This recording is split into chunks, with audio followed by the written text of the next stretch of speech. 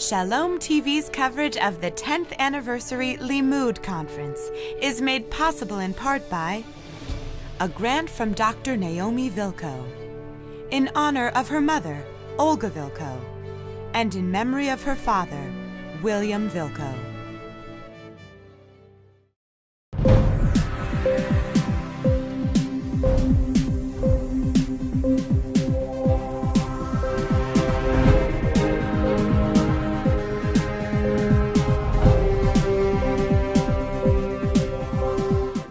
Our topic today is who is a Jew. The issue of who is a Jew is of extreme importance. It's of extreme importance in terms of the question of who is a Jew in the Jewish tradition. It's of extreme importance because it's one of those test cases, one of those challenging debates between Israel and the diaspora. It is a challenging issue, as some of you, maybe many of you, were at the previous session on the Pew study, and we all realized that we have to rethink who is a Jew if we want to rethink Jewish continuity and the future of the Jewish people. So, extremely complex, serious issue. I will try and give you a sense of some aspects of the topic from biblical, rabbinic, Halachic, legal, political perspectives, bringing it from ancient times to actually, I was going to say to modernity, but the truth of the matter is, I can say with good conscience, till today. Because today, there were 3 news items in the Israeli media that were sent to me that involved the who is a Jew issue. The Knesset has passed the first reading of a bill submitted by Knesset member Elazar Stern, authorizing city rabbis to establish conversion courts, much to the dismay of the chief rabbinate. I won't go into the details. There has been a change in the policy of the Ministry of the Interior at the pressure of another advocacy organization, which challenged the Ministry of the Interior discriminatory practice to sort of separate Jews by birth from Jews by choice as they make Aliyah and they come to the Ministry of the Interior desk at Lod Airport and ask to get their papers as Israeli citizens making Aliyah. And as a result of that challenge, the Ministry of the Interior has now reversed its policy. And there is a curious battle, legal battle in the Israeli courts as to the Ministry of the Interior challenging Haredi conversions done in Bnei Brak by one of the private Haredi Batei Din, that of Rabbi Nissim Karelitz. So again, the details are less important. They're all part of the larger issue. What I'm saying is, you live in Israel, you can't escape the topic. In one way or another, it'll come up. Now, why does it come up in Israel with such greater intensity than it does in America? The reason why the intensity of the debate over who is a Jew in Israel is so much greater than in other communities is because in Israel, the question of whether you are Jewish or not is a question of your legal status. It isn't just a question of how you see yourself. It isn't just a question of how your surrounding community sees you. It isn't just a question of belonging to a synagogue and meeting their criteria. It is a question of legal status. And indeed, when Israel defines its Jewish identity, one of the key areas is that which we find in Israel's Declaration of Independence. The State of Israel will be open to Jewish immigration from all corners of the world, which was translated into law in 1950, and I'm talking about the law of return, that basically provides for the entitlement of Jews by virtue of being Jews to automatic Israeli citizenship. So the question was bound to come up sooner or later, who is a Jew, not just in terms of my own feeling and my comfort of being accepted as such in my social network, but whether for the purposes of Israeli law I'm considered and recognized as a Jew or not. So there is a different intensity, a different dimension, a different level that we need to address the question of who is a Jew in Israel than throughout the Jewish diaspora. I referred yesterday to something that the American Jewish community knows nothing about and is unwilling to acknowledge and discuss in realizing what kind of an existential challenge we face regarding the contemporary identity of Israel as a Jewish and democratic state, and what kind of existential identity battle is fought in Israel. And I quoted from Rabbi Ovadia Yosef's public pronouncement a few months before he passed away in one of his public deliberations on Saturday nights, which was televised throughout the Jewish world, in which he dealt with a case of marriage that came before him. And obviously, for halachic marriage to be valid, you need two edim, two edei kiddushin, two male observant Jews. And there were two male observant Jews, except one of them was a civil court judge. And Rabbi Ovadia Yosef says, the case was brought before me. Now, what's clear, he said, is all the judges in Israel's civil courts are reshaim, evil. And he gave a reason, in part because they admit testimony of women, which of course makes you an evil, performer.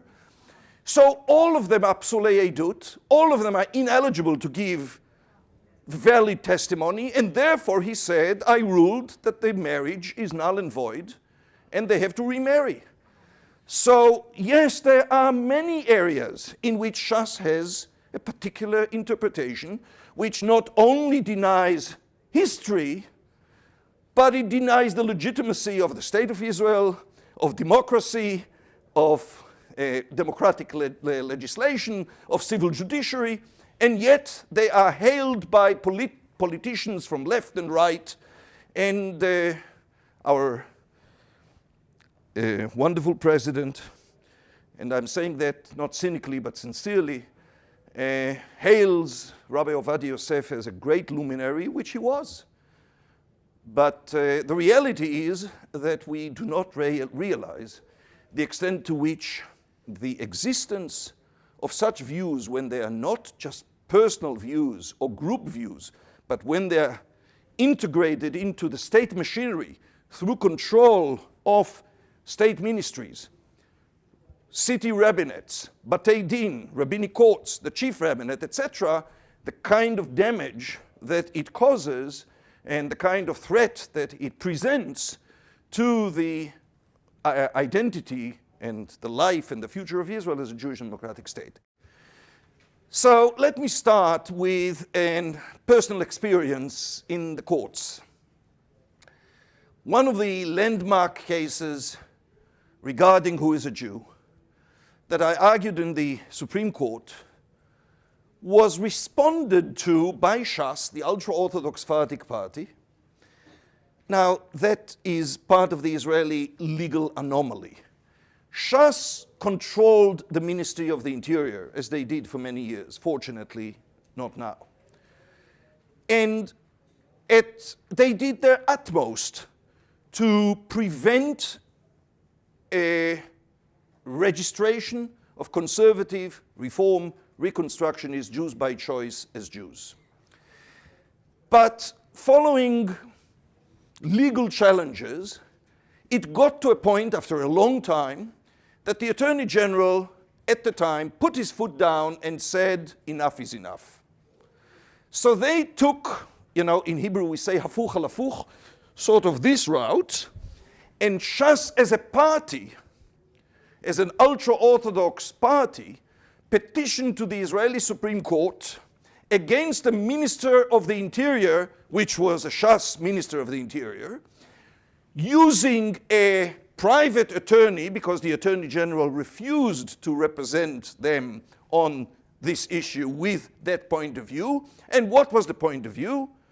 They petitioned the Supreme Court, asking the Supreme Court to declare that conservative and reform conversions, particularly reform conversions, were null and void because God gave the laws of conversion to Moses on Mount Sinai.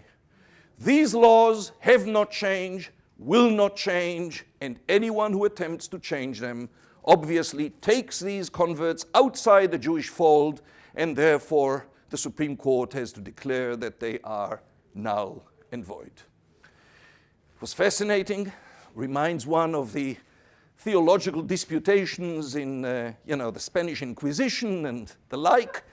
To the credit of the Supreme Court, I have to say, the court did not fall into this trap and did not enter into the theological debate. I had great fun preparing the brief on the religious, halachic, and historical material, but it brings me to the beginning of our conversation. We find scores of times the term ger, which is the label, the term we use for a convert, appearing in the Bible. כאזרח מכם יהיה לכם הגר הגר בתוככם, ואהבת את הגר, כי גרים הייתם בארץ מצרים, etc., etc. You shall love well, now I come to the translation, because you see, when you read the Hebrew Bible, indeed there are scores of times in which the term ger alone, or ger v'toshav, or ger toshav appears in the Bible. When you look at the English translation, you realize they knew something that tradition has sort of anachronistically gotten around. Because every place where the term ger appears in the Bible is translated as stranger, sojourner, or something of that sort. And in a way, it stands to reason, because any other attempt, namely to put into the word ger the more recent, the more modern, the more contemporary interpretation or translation of convert, would make mockery of the biblical text, certainly of the biblical context. כאזרח מכם יהיה לכם הגר הגר בתוככם ואהבת לו כמוך כי גרים הייתם בארץ מצרים. Let me try and translate that. The convert that resides amongst you shall be like one of your own citizens. You shall love the convert as yourself, because you were converts in the land of Egypt. Doesn't work. So the verse clearly, when you look at it, and that is the case with every verse that mentions, that uses the term ger, refers to the phenomenon of minority, of stranger, of sojourner. So what you conclude from that is, Shas concludes, and their like-minded theological allies conclude, God revealed the laws of conversion to Moses on Mount Sinai. Obviously, we need to read the biblical text as if conversion and conversion laws were already in place. True, the Bible skips alluding to them explicitly, but that's just because not everything is written in detail. And of course, Ruth converted before a Beit Din, and Tamar, and everybody else. Of course, Solomon, King Solomon, he wouldn't have dreamt to marry all those wives if they haven't converted, so they all converted before a Beit Din. Now, that's one approach. Now, it defeats the normal reading of the biblical text. But I have no problem, I have no quarrel with someone who reads history and reads the biblical text that way, so long as they don't try to impose their interpretation on me. I have no quarrel whatsoever with one who feels comfortable with that line of historical or religious analysis. I will say that leading Orthodox scholars, historians, biblical scholars, rabbinic scholars, such as Professor Ephraim Elimelech Urbach, who was the head of the Talmud department at the Hebrew University, and Professor Bialoblotsky from Bar-Ilan University, and the famous sociologist, historian, biblical scholar Yechezkel Koifman, and others, have written about this topic and concluded that There was no conversion during the biblical era. Conversion is a post-biblical phenomenon. It is a post-biblical phenomenon that in all likelihood has developed, and Kaufman writes about it in detail, during the biblical era. How did one become Jewish? By what he called earthly conversion, Giyur Artzi, namely immersed into and assimilated into the Jewish community, which was the dominant community and which one could culturally and religiously assimilate into, and the adoption of mitzvot was not a prerequisite for a ritual conversion, but rather a result of adoption of the Jewish faith and people.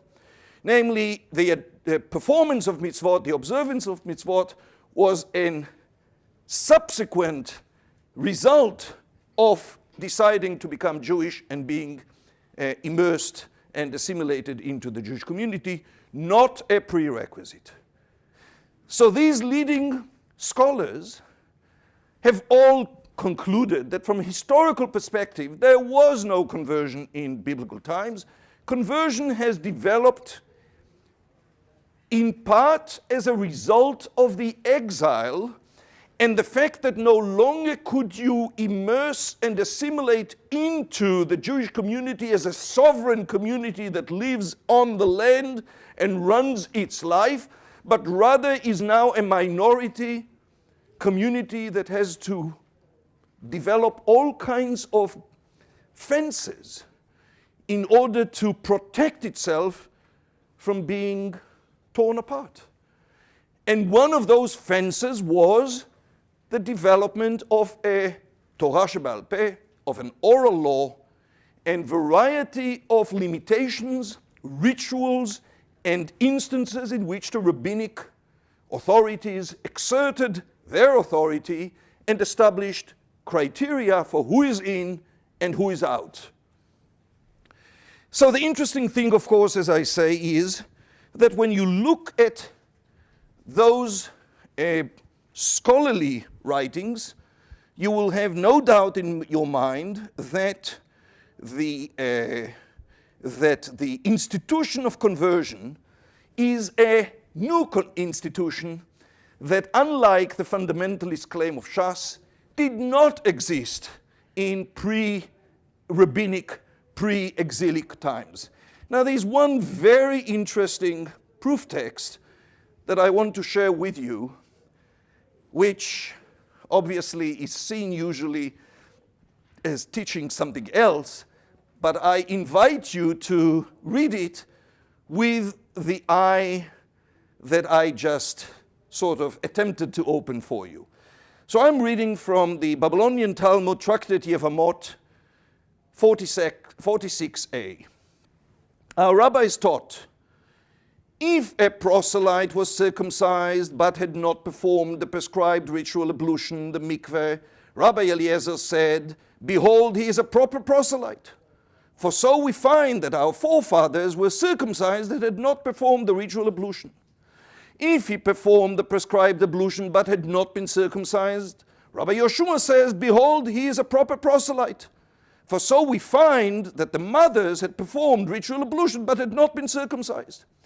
The sages, however, namely the majority, the sages, however, said whether he had performed the ritual ablution but had not been circumcised, or whether he had been circumcised but had not performed the prescribed ritual ablution, he is not a proper proselyte until he has been circumcised and has also performed the prescribed ritual ablution.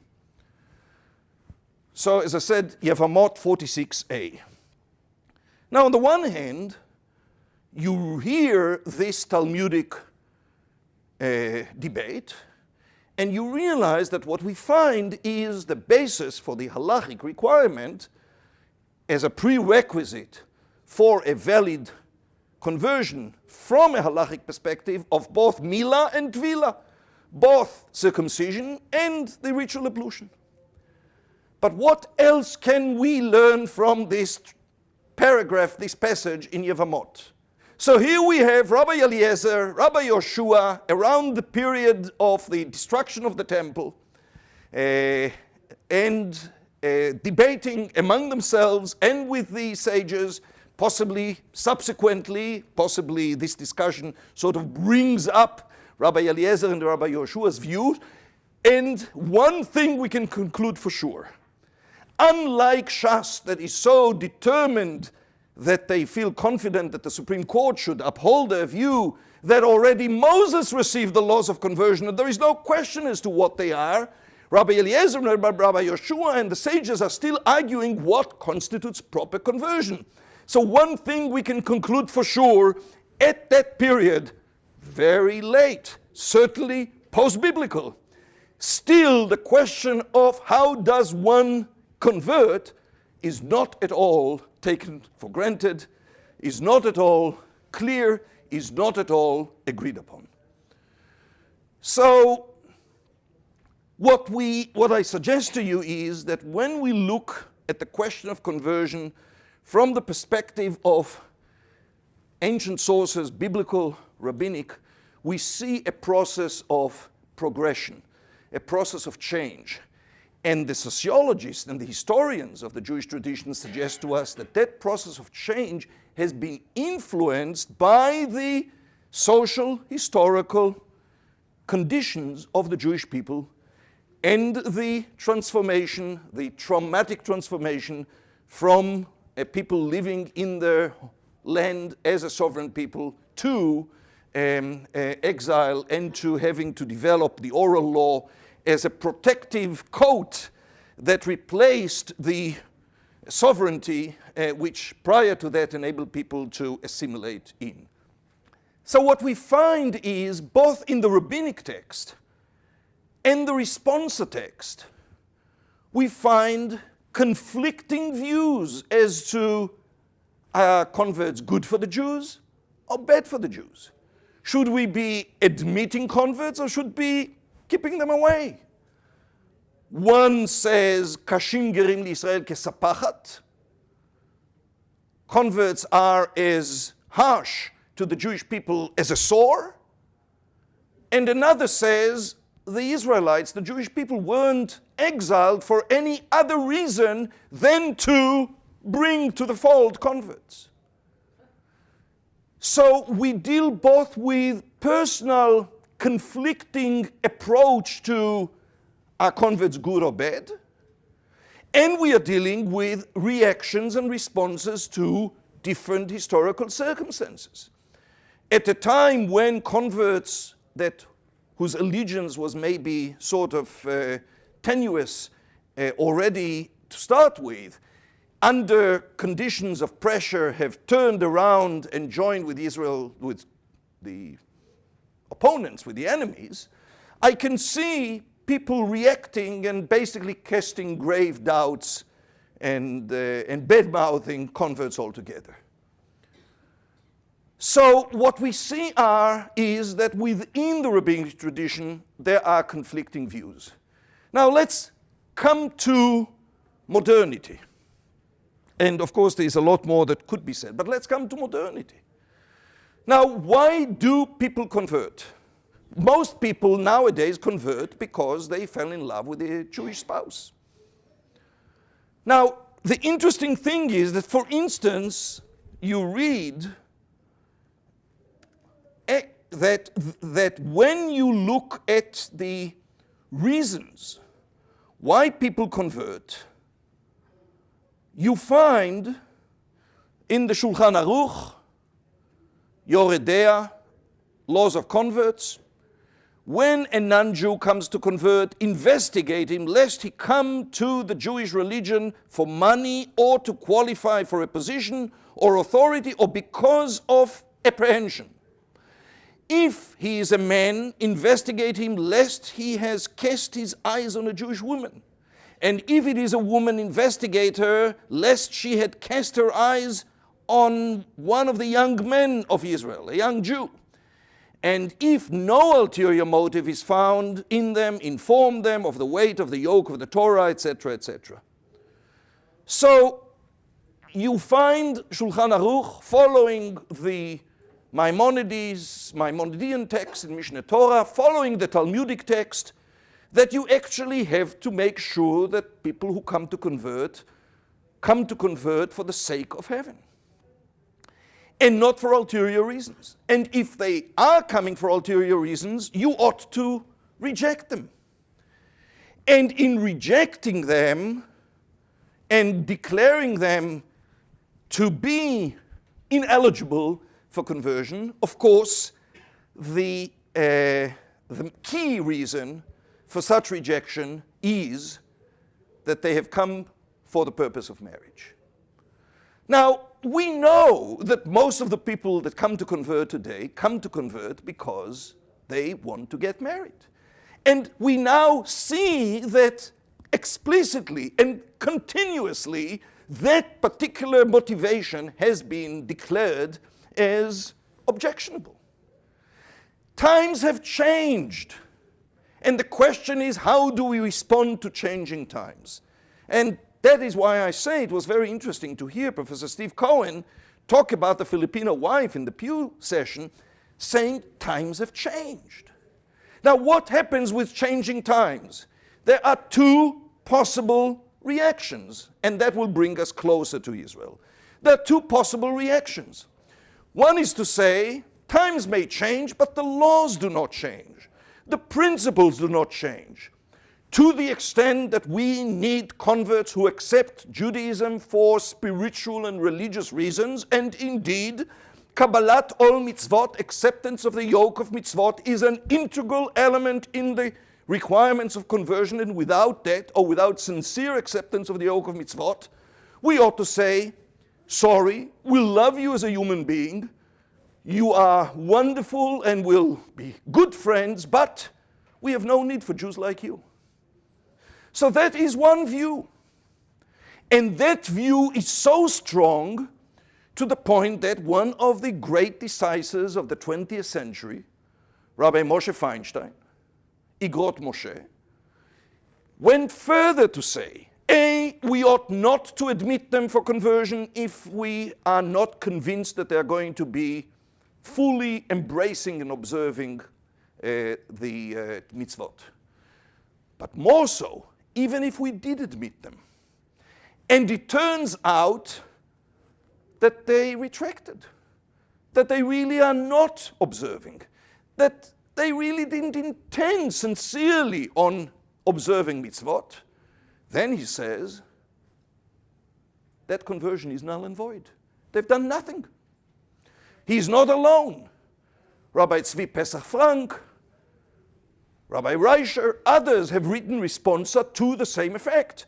Not only do we insist that candidates for conversion convince us, demonstrate to us that they are sincerely interested in accepting the yoke of mitzvot, but also after the fact, if that was not met, that conversion is nullified retroactively.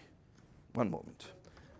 But, so you are referring to Rabbi Uziel. I intended on relating to Reb David Tzvi Hoffman first, but let me refer to Rabbi Uziel. Rabbi Ben Zion Meir Chai Uziel was the first Sephardic chief rabbi of Israel. Long time has passed, and great distance ideologically between the Sephardic chief rabbinate of that time and the Sephardic chief rabbinate of today. So Rabbi Uziel is asked a question. He has a number of responses or responsa on the question of conversion in his Mishpatei Uziel, in his volume of responsa. I'm just reading to you the question because it's so telling.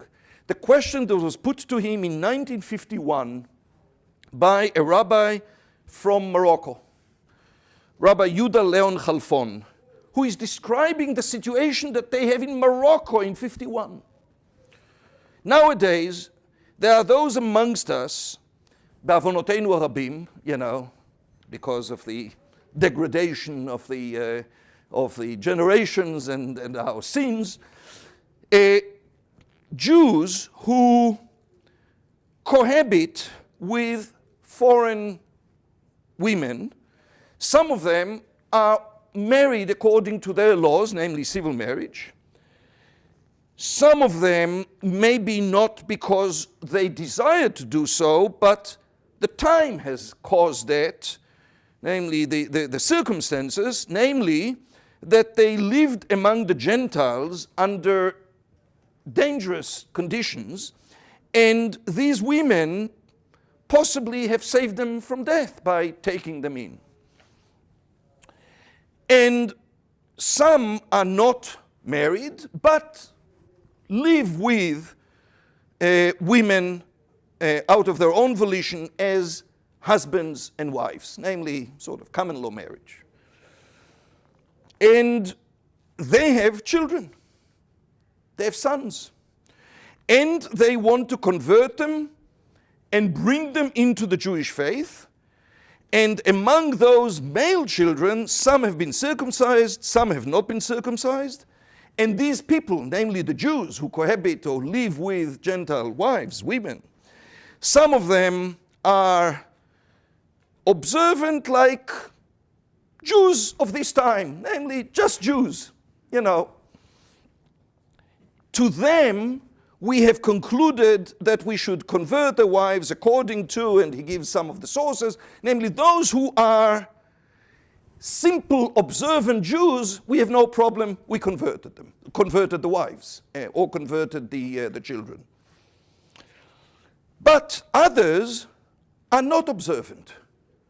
They don't keep Sabbath, holidays, forbidden foods, mitzvot aseh ve'lo taseh, the positive and the negative commandments. They are not observant. And we are baffled. How should we deal with them? They want to convert their sons and their wives, and it seems, I'm still reading the question, and I'll actually just read the question and then I'll give you the bottom line of how Uziel dealt with it, because the question is what's telling, more than the answer even. So they want to convert their sons and their wives, and it seems that what they really want is to convert the sons, and as to the wives, when we ask them how is it possible that the mothers, that the wives would be Gentile raising Jewish children, they say that the women too are willing to convert. And it's possible that the women too feel comfortable to belong to the same religion as their husbands and sons and not be separate from them. And these people, in spite of the fact that they are not observant of religion and mitzvot, as I described, nevertheless are not pokrim legambri, they are not complete heretics, and don't want to be separate from Torah HaKodesh, from the Jewish faith, and don't want to be considered outside and separate, chas v'chalila, and they are treated or they are viewed as Jews, b'shem Yisrael yichunu, and it seems that they want to enter their children under the wings of the Shekhinah willingly and with full intent. So here you have a situation in 1951 which describes something that I think we can quite relate to and quite familiar with. There is no question about it. These people are not observant. Their sons are not going to be observant. The wives don't really want to convert, they're willing to convert. What do you do with them? Rabbi Feinstein would have said, there is no question. Obviously, this runs contrary to the core principles of conversion. Now, of course, it goes back to something that I'm sure most of you are familiar with, this beautiful story in the Talmud, Tractate Shabbat, about Hillel and Shammai, and the Gentiles that came before them, respectively, and said, we want to convert. The famous one is, of course, the one who came before Shammai first and then Hillel and said, I want to convert, but I don't really have much time, teach me the whole Torah while standing on one foot. If you can do that, I'm I'm willing. If not, I have other things to do. So Hillel, consistently, with the others, there was one who said, I passed by the Bet Midrash, and I heard them studying the biblical portion that described the dress of the high priest and all the jewels and the grandeur. And this is great. If that's how Jews dress, I want to be Jewish, so teach me and convert me so that I can be a high priest. So again, and there was a third one, again, Hillel dacha oto be'amat habinyan, had a stick, a measuring stick, a building stick, and he pushed them away, basically saying, we have no room, no need for people like you. And Hillel converted them, and of course the famous response to the one who said, I don't have much time, convert me while standing on one foot. What Hillel said was, that which is hateful unto you, do not do unto others. That's the whole Torah, everything else is commentary, go and learn. So this conflicting approach is already found in the Mishnaic and Talmudic literature. Let there be no misunderstanding. So we now come to Feinstein on the one hand and Uziel. So what does Uziel do with a clear outline of the facts that talks about the people not wanting to be observant and not intending to be observant? So Rabbi Uziel analyzes the halachic sources and comes to the conclusion, Lo tzarich shebeit hadin yed'u she'atidim lishmor Torah u'mitzvot. It is not necessary for the Beth Din to know that they are bound to or ultimately going to be observing Torah and mitzvot. Mishum she'im kach lo yikansu gerim l'Yisrael. Because if that is what we do, we'll never be admitting converts.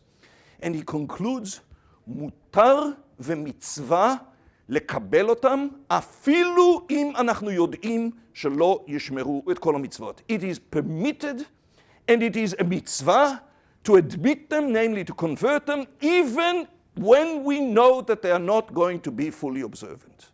So let me share with you one other answer, now Ashkenazi, and I don't want to mislead you. These are selective responses. They're not alone. There are others like it. I would say statistically, there are probably more responses on the rigid side than on the lenient side.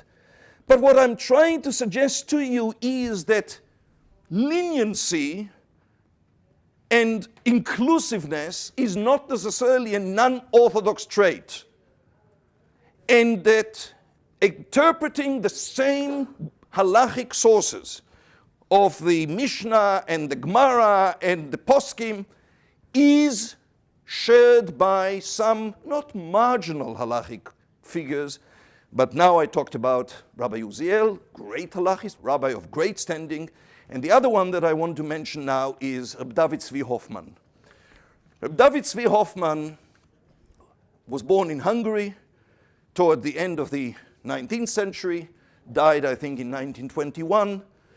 He was acknowledged as both a great halachist and rabbi and a biblical scholar. He was hired by Rabbi Azriel Hildesheimer to teach at the Hildesheimer Rabbinic Seminary in Berlin. And when Rabbi Hildesheimer passed away, he became the head of the Rabbinic Seminary in Berlin. So, fascinating response. So the question is understood from the answer. It's explained in the Shulchan Aruch Yoreh De'ah, Siman Reish Samechet, דאין מקבלים גר שבא להתגייר בשביל שנתן עיניו באישה יהודייה. It's stated in the Shulchan Aruch that you don't accept a convert, what I read to you before, when you find that he came to convert because he set his eyes on a Jewish woman.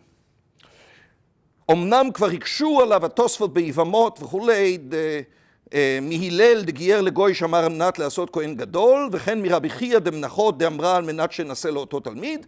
It is true that this stand is challenged by the Tosfot on the story of Rabbi Hillel that I mentioned, that admitted someone who said, I want to be converted in order to become a high priest. And Rabbi Chia de Menachot, there is another story in Tractate Menachot, fascinating story that they don't teach in schools, about this sage, this Talmid Chacham, who heard about an international whore, an international call girl that operates in some faraway country, but she is fantastic. And, his urge takes him over him, and there's a whole story as to how he sends her the huge fee that she charges, and they set a time, and he's traveling to her, etc. There's a happy end, because, as he takes off his clothes in this sort of multi-layer bed, and moving up the bed to where she was, all of a sudden his tzitzit, sort of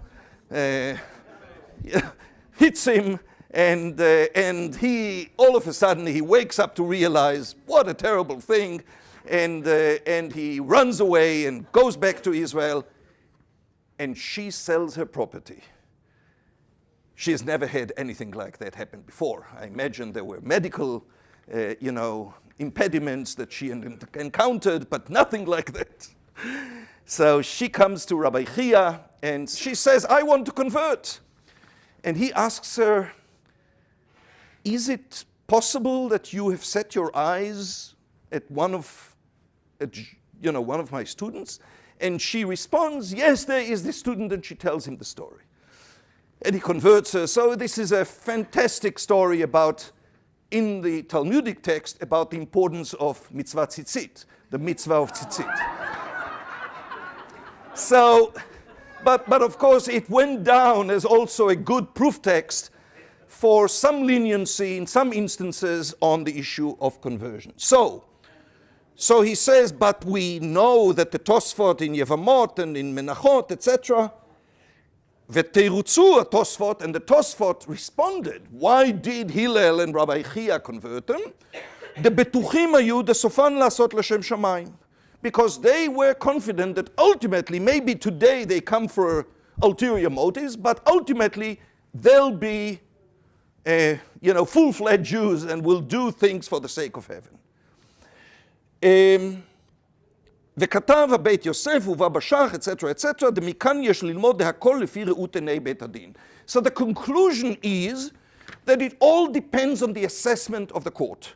How does the court feel about the individual convert? Is he someone who is ultimately going to turn out okay? Or is that someone that's coming for frivolous reasons and we should reject him or her? I'm reading Hoffman, you remember.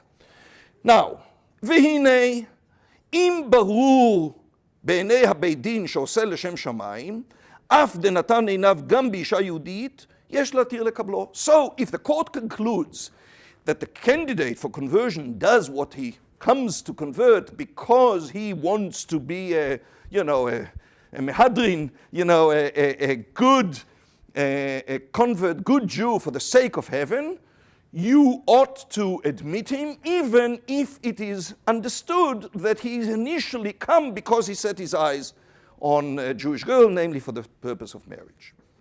So far, so good. והנה,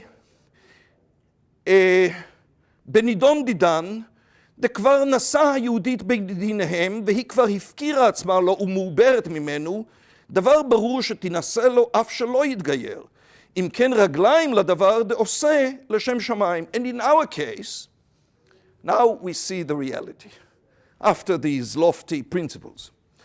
In our case, that he has already married the Jewish woman in a civil marriage, and she is already his.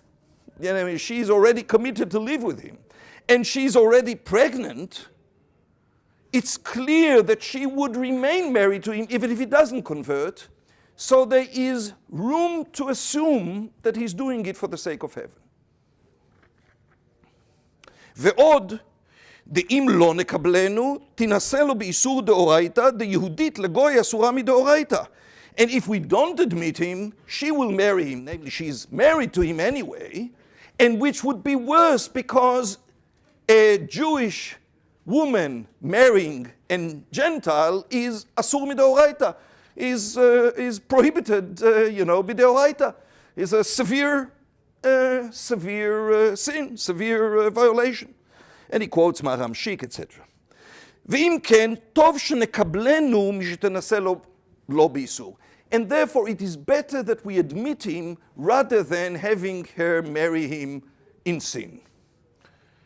ואי קשיא, אין אומרים לו לאדם חטא בשביל שיזכה חברך, ואיך יעשה בית דין האיסור שיקבלו גר שלא נתגייר לשם שמיים כדי להציל את האישה מאיסור גדול מזה? Now we see that it's not that simple. So he says, and if you question this motivation, this reasoning that I've just offered, saying you don't tell a man that he should sin in order to marry someone else. Namely, you can't tell somebody you commit a sin so that somebody else be saved from a sin. How will the Bet Din, our rabbinic court, do the prohibition to admit a convert who is not converting L'Shem Shamayim?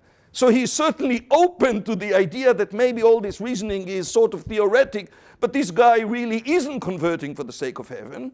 So how is it, why should we be asked to do the violation, to do the sin of admitting this convert who is not coming to convert L'Shem Shamayim for the sake of heaven, in order to save a woman from a greater prohibition, namely of marrying a Gentile?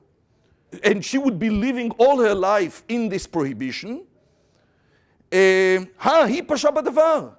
her choice.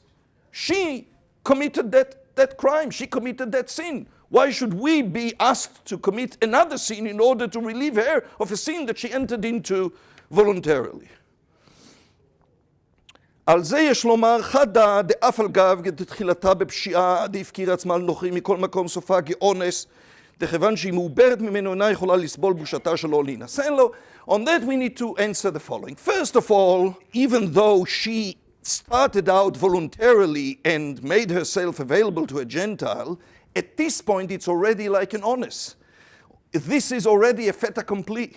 Now this isn't a question about free will and volition, because she's already pregnant and she would be forever shamed if he is not going to be able to marry her. And she's afraid, and she's afraid that no one will marry her, and she would have to live alone all her life, etc., etc. So there isn't that much more, but I don't want to take more time. The bottom line is, here is Radatz Hoffman, who is extremely sensitive to the pain and the reality of a woman who, in the circumstances of the Jewish community in Germany, fell in love with a Gentile, married him civilly, is pregnant, and the question is, he's basically weighing what is the smaller sin and what is the greater sin. And it is better that we do a minor sin, and he acknowledges that this may not be the desirable way to approach conversion, but it's minor compared to the consequences for the individual woman and her family if we do not admit him. So what I'm suggesting to you, and I won't belabor that any further, what I'm suggesting to you is that we find within the Halachic tradition conflicting sources on the very same issues, one being exclusive and rigid, and one being inclusive and lenient. And now that brings me to what happens in Israel today. So as I said, the question of who is a Jew in Israel is a question of law, not just of religious interpretation. And therefore, already early on, the question was bound to come up. And it did. Now, the first time that it came up in a major way was the story of Brother Daniel. Brother Daniel was a Jew in Poland during the Shoah.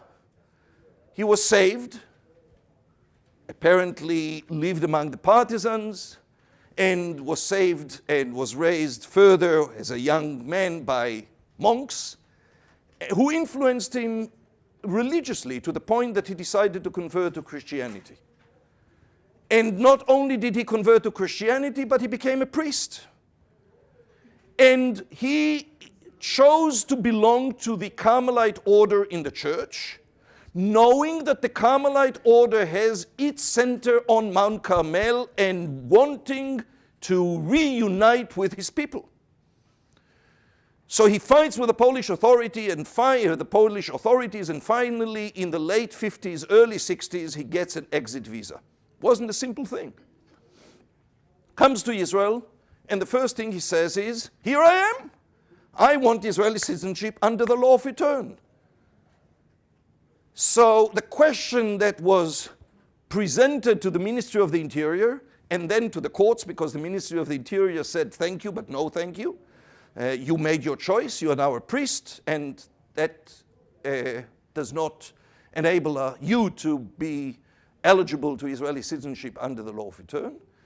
So the Ministry of the Interior turned him down, and he turned to the Supreme Court. And the Supreme Court had a dilemma. What do you think? What should the Supreme Court have done with Brother Daniel, who was born Jewish, and then chose to convert to Christianity and became a priest? And he feels genuinely, this wasn't about ulterior motives, he felt genuinely that he still was a member of the Jewish people and wanted to live among his brothers. What would you do? Here is what the Supreme Court did. And that tells you something about, again, the complexity of dealing with the who is a Jew question in Israel. The court said if we followed halakha, we would be bound to accept his request because according to halakha, Yisrael afal pi shechata Yisrael, who once a Jew, always a Jew, and even a baptized Jew is still a Jew. But, they said, the law of return is not halachic law. It's a law adopted by the Knesset. It doesn't have its roots in the Torah or in the Talmud, and therefore we need to interpret it using civil interpretory measures. Now, what are civil interpretory measures when you come to the question of who is a Jew? It's very simple. You ask the man in the street. Namely, you use the criteria of the reasonable person. And the court said clearly, the man in the street, faced with that question regarding an individual who, yes, has been born Jewish, but chose out of his own free will to convert to Christianity and is now a priest, the average person would not consider him Jewish, whatever halakha may say. And therefore, they said, because we are not applying halakha to the question of who is a Jew according to the law of return, we reject his petition. Happy end. Yes, he was rejected under the law of return, but he was ultimately granted Israeli citizenship under the naturalization law and indeed lived in Israel the rest of his life until a few years ago he passed away. So already from that you realize that when you ask the question in Israel of who is a Jew, you deal with a complex, different set of conditions and criteria, and that is also the need to distinguish between a halachic interpretation on the one hand and a civil, secular interpretation on the other. I think that there is a valid, legitimate reasoning behind it, basically saying Israel is not a theocracy and halakha is not its law. When the law of return uses the term Jewish, it uses it in a sense that is wider and at times different than that of halakha.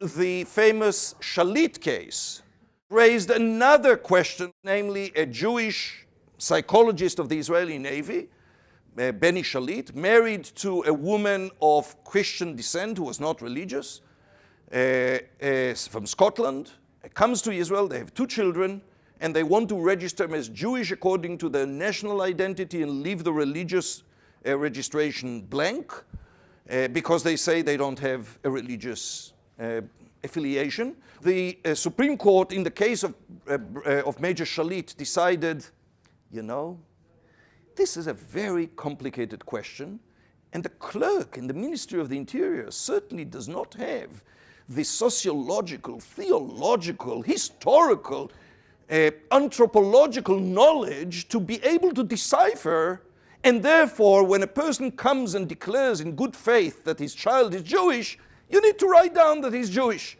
Now, of course, when a person comes and wants you to register his 5-year-old child as 30-year-old, obviously on the face of it, that is not a genuine, bona fide statement. But when the parents come and say our child is Jewish, Who are you, the clerk? What criteria do you have? And as a result of that, the Knesset in 1970, for the first time in Israel's history, actually introduced a definition into the law. Now, this is the civil law, the law of return and the population registry law, not the one that applies to marriage and divorce, which is controlled, as was mentioned before, controlled by the Orthodox rabbinate, and therefore halachic criteria applies to it. And therefore, no one who is not accepted as Jewish under the rigid halachic authority, and as you know, recently the chief rabbinate in Israel questioned whether Rabbi Avi Weiss can confirm that a person is Jewish. And most conversions of American Orthodox rabbis are not recognized by the Israeli rabbinate. And the most recently, there was an initiative at the Chief Rabbinic Council to defrock, so to speak, namely take away his license to practice rabbinate of Rabbi David Stav, that some of you may know about, because he is deemed to be too liberal to the right wingers of the Chief Rabbinic Council. So the law now states the following. From 1970 until today, a Jew is a person born to a Jewish mother or has been converted, and when you look at the debates in the Knesset leading to that legislation, you realize that explicitly Knesset members and the Ministry of Justice at the time explained that when it says converted and not converted according to Halakha, the intention is to be inclusive and accept conservative reform conversions. There are many communities out there, and Israel is going to accept all of them as Jews for civil purposes, not for marriage. No conservative reform, and now quite a number of modern Orthodox converts, is able to legally marry in Israel, period. Because there is no civil marriage, and the rabbinate does not accept them as Jews. But for civil purposes, they are accepted. And so the definition reads, a Jew is a person born to a Jewish mother or has been converted and is not a member of another religion. That's the residue, so to speak, of the Brother Daniel case, which goes away from halakha, but into the arena that the court ruled is limiting Jewish identity and keeping out those who have personally and willingly chosen to convert out. We would be pleased to send a complimentary DVD of this program to anyone who wishes to support Shalom TV with a tax-deductible gift of $36, double chai or more, to the nonprofit organization Jewish Education in Media. Simply visit the Shalom TV website homepage and click on the Donate button to make a donation by PayPal or your credit card.